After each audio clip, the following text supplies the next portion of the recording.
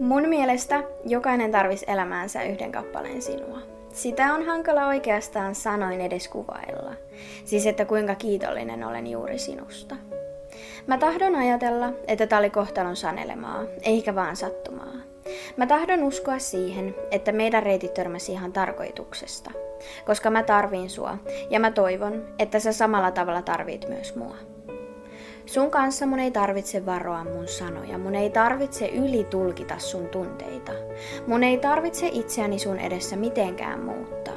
Tai oikeastaan, mun ei tarvitse olla yhtään mitään muuta kuin juuri se, kuka mä aidosti tahdonkin olla.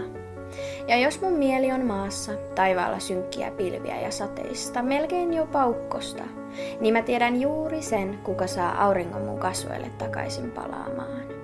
Mä tiedän, kenelle voin mun kaikki salaisuudet kertoa ja kuka aina ajattelee vain ja ainoastaan mun parasta. Joku, joka sanoo suoraan mulle myös ne vaikeimmatkin asiat.